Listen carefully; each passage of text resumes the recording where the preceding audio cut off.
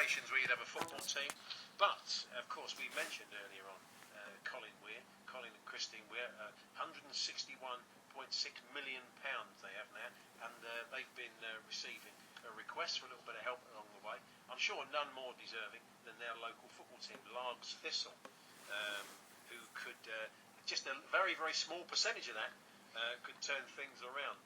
Douglas Bennie is the president of Largs Thistle. He joins us now. Douglas, good afternoon.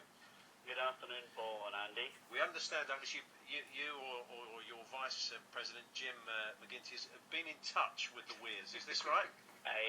Well, not exactly. That's a little bit of poetic license on behalf of the newspapers. Right.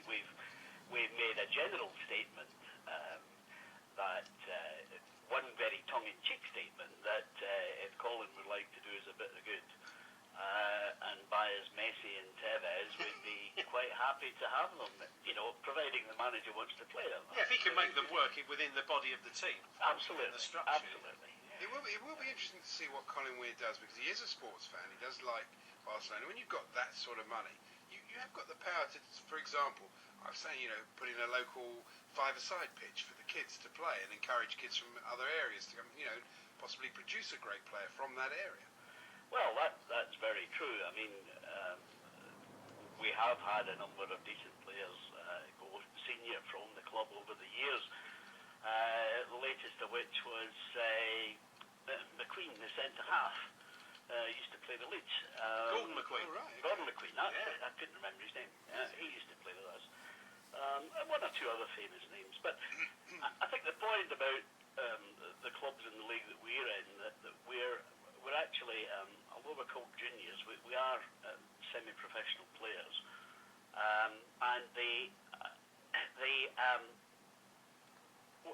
play in a league which is one league below the Scottish League. So, in a technical basis, we're equivalent to conference. Right. In reality, the standard probably isn't as high as the conference. But we're all community clubs. And most of us are supported by the community, and there's all sorts of fundraising goes on.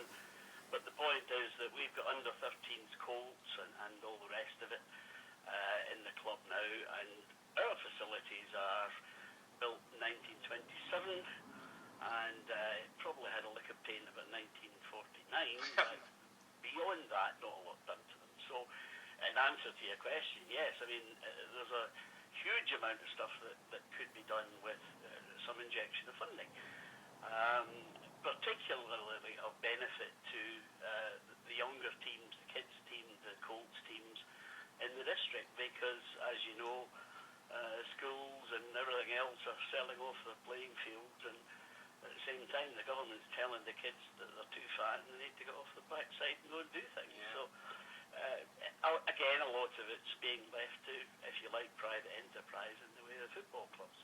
So you're waiting to just kind of, hopefully Colin will be listening to this, or he'll be aware of having seen the papers today and the club's interest. It'd be nice if we can just do a little, even if he comes along and does a bit of match ball sponsorship, he can do something for you. That would be nice, wouldn't it? Well, yes, it would be nice.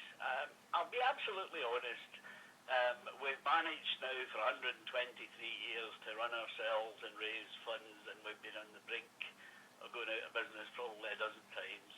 But, and if it happened, and if Colin and his wife felt that it was a suitable place for some of the windfall, then terrific. Yeah. If it isn't, well, it won't be any different from the last 123 years, I'm afraid. And we will just continue fundraising and plod away. I've just gone to the website, checking out your website here, Douglas, and I see you just signed you and Lindsay, and I hope if Colin is going to come in, you've done the deal for you, because otherwise you're going to want 20 grand a week. You do realise. Well, yes, we did actually have that concern. Having said that, Ewan is a local boy. He lives just a couple of hundred yards from the park, and he was a centre forward in the Largs school football team that won the Scottish Cup 2 years ago, and he's done a year and a bit, a couple of years in the seniors, and fancies coming back to his hometown team. And he's a terrific player, and I think everybody will see him at his best this season. We wish you well for next season, Douglas. All the best.